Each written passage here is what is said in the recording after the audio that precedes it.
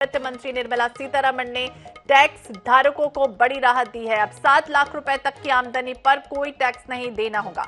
वित्त मंत्री निर्मला सीतारमण ने बजट में नया आयकर स्लैब पेश किया है। आयकर में राहत देने की मांग लगातार की जा रही थी, जिसे सरकार ने अब पूरा किया है। दरअसल अगले साल आम चुनाव होने वाले हैं और ऐसे में सरकार ने हर वर्ग को रिझाने की पूरी कोशिश कर दी है। ये माना गया, इसे देखते हुए आयकर में लोगों को बड़ी राहत दी गई। अब तक 5 लाख रुपए तक की आमदनी पर कोई टैक्स नहीं देना पड़ता था, लेकिन अब इस सीमा को सरकार ने बढ़ा दिया है, यानी कि 7 लाख रुपए तक कर दिया गया। नए टैक्स स्लैब के तहत अब बेसिक एग्जेम्पशन लिमिट 3 लाख रुपए तक कर दी गई है।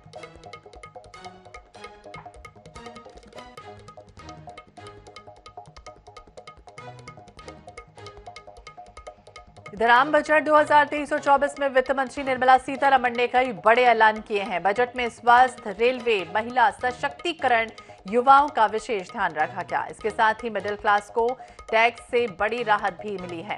किसानों और डिफेंस के क्षेत्र में बजट बढ़ाया गया है। वित्त मंत्री ने ये कहा कि देश की इकोनॉमी का आकार बढ़ा है और हम दुनिया की 5वीं सबसे बड़ी अर्थव्यवस्था बन गए हैं।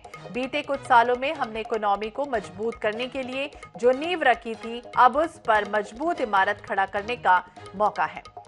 तो महिला सम्मान बचत पत्र योजना शुरू हो जाएगी। इसमें महिलाओं को 2 लाख रुपए की बचत पर 7.5% का ब्याज मिलेगा। वरिष्ठ नागरिक बचत योजना की सीमा बढ़ा दी गई है। इसे लेकर 15 लाख से बढ़ाकर 30 लाख रुपए किया गया है। खेती से जुड़े नवाचार, स्टार्टअप को विशेष प्रोत्साहन मिलेगा। एग्रीकल्चर एक्सीलेटर फंड का गठन भी होगा। मोटे अनाज को अगर देखें तो प्रोत्साहन देने के लिए श्री अन्न योजना शुरू की जाएगी।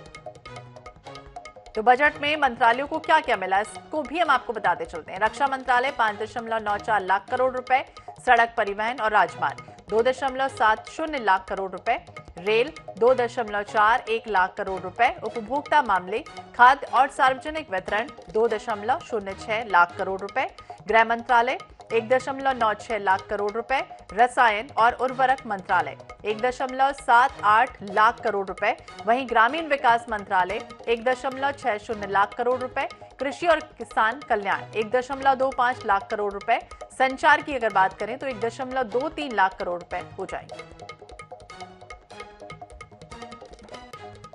तो बजट में क्या आया है, ये खास तौर से हम आपको बता रहे हैं। देखिए क्या कुछ है बजट की बड़ी बातें। 22 करोड़ से आत्मनिर्भर क्लीन प्रोग्राम जो है वो स्टार्टअप किया जाएगा। रेलवे के लिए 2.4 लाख करोड़ का बजट जो है वो उस प्रावधान में रखा गया है।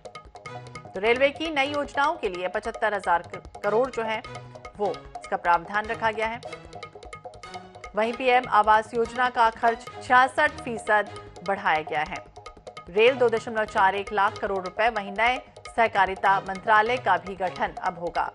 तो बजट की खास तौर से बड़ी बातें, लोक लुभावन बजट इस बार कहा जा रहा था और वही संकेत देता हुआ ये बजट जो है वो खास तौर से दिखा है। तो खरीफ खाद्यान्न योजना 1 साल के लिए बढ़ा दी गई। पूंजीगत निवेश बढ़ाकर 10 लाख करोड़ किया गया।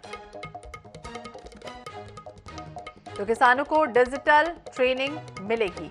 ये बजट की बड़ी बातें हैं जो खास तौर से वित्त मंत्री निर्मला सीतारमण ने कल बजट पेश किया। इसमें यह भी कहा गया कि हेल्थ सेंटर में निजी निवेश को बढ़ावा जो है वो दिया जाना है। आदिवासियों के लिए स्कूल खोले जाएंगे, यानी शिक्षा क्षेत्र में भी खास तौर से कई बदलाव जो है वो किए जाएंगे और शिक्षा को बेहतर बनाने के लिए एकलव्य मॉडल स्कूलों की स्थापना भी की जानी है।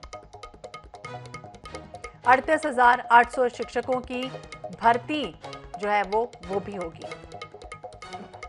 तो एनजीओ के साथ मिलकर साक्षरता पर काम किया जाएगा। बजट की बड़ी बातें खास तौर से वित्त मंत्री ने कही है। खिलौने, साइकिल, ऑटोमोबाइल अब सस्ते हो जाएंगे। पहचान पत्र के तौर पर पैन को मान्यता दी जाएगी। अभी तक आधार कार्ड को भी मान्यता है, लेकिन सबसे जरूरी पहचान पत्र के लिए पैन को मान्यता। बैटरी पर आयात शुल्क जो है वो घटेगा। तो कंपाउंडेंट रबर पर कस्टम ड्यूटी घटाई गई है। सिगरेट पर ड्यूटी 16% बढ़ाई गई है।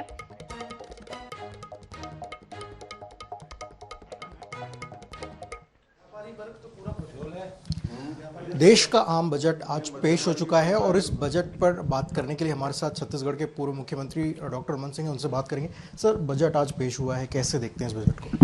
ये मध्यम वर्गीय परिवार का बजट है और बजट का साइज अपने आप में दिखाता है कि 39.44 लाख करोड़ से बजट को बढ़ा के सीधा 45 लाख करोड़ का बजट हो गया। और इसमें बजट का महत्वपूर्ण पहलू यह है कि जो बजट की आत्मा होती है पूंजीगत व्यय में 33.4% की राशि रखी गई है, जो डेवलपमेंट में रोजगार के नए अवसर का सृजन करने वाले होते हैं। इसमें 10 लाख करोड़ रुपए की राशि का प्रावधान किया गया है। अपने आप में ये बताता है कि किस प्रकार ये बजट हिंदुस्तान के विकास के लिए मील का पत्थर साबित होगा। और मुझे लगता है कि बजट में जो दूसरे प्रावधान रखे गए हैं, जैसे 7 लाख रुपये तक के लिए टैक्स में छूट दी गई है, स्लैब 6 टियर में हुआ करता था, अब उसमें 5 स्लैब कर दिया गया है, तो इसका लाभ मिलेगा। बजट का साइज जो बढ़ गया है, तो बजट का जो सबसे बड़ा हिस्सा रहता है कि जब इनकम होता है तो फिर राज्य सरकारों को ज़्यादा राशि मिलती है। इस बार बजट का साइज जो कर राजस्व मिलेगा 23 लाख करोड़ रुपया से ज़्यादा की राशि मिलेगी। सर, इस बजट को 10 में से आप कितने नंबर देंगे? 90% बजट को नंबर देता हूँ, 10 में मिनिमम 9 नंबर। बिल्कुल, हमारे साथ पूर्व मुख्यमंत्री डॉक्टर रमन सिंह, जिनका कहना है कि इस बजट से सभी वर्गों को लाभ होगा और ये बजट जो है सभी वर्गों के लिए। कैमरामैन अरुण के साथ स्वप्निल गोरखड़े, NH न्यूज़, रायपुर। इसमें युवाओं के लिए कोई बजट में कोई सुविधा है, न किसानों का आय दुगुनी करने की बात है, न महिलाओं के लिए है, न ट्राइब्स के लिए है, न ही अनुसूचित जाति के लिए है। ये बजट कहा जाए तो केवल इस चुनाव को देख के बनाया गया बजट है। इसमें किसी को कोई सहूलियत दी नहीं गई है। एयरपोर्ट थे, उसके विकास के लिए पहले हजारों करोड़ रुपया हर एयरपोर्ट में दिए गए और उसके बाद उसको नीलाम कर दिया गया। क्या ये उसी तर्ज पे रेलवे प्लेटफॉर्म, रेलवे ट्रैक के लिए पैसा देंगे और निजी हाथों में बेचा जाएगा? छत्तीसगढ़ के लिए भी हम लोग उम्मीद कर रहे थे कि अंबिकापुर से जो ट्रेन चलने वाली थी वो आएगा, जगदलपुर ट्रेन के लिए कोई व्यवस्था होगी, और जितने भी खाद्य सामग्री है वो महंगी हो गया है। एक चीज़ और, जो श्री अन्न की बात उन्होंने कही, जिसमें कोदो, कुटकी, सामा तक की बात कही गई है, लेकिन उसकी MSP आज तक भारत सरकार ने घोषित नहीं की है। और दूसरी बात यह है कि समर्थन मूल्य खरीदने की भी कोई बात किसानों के लिए नहीं की गई है। तो एक निराशाजनक बजट कहा जा सकता है।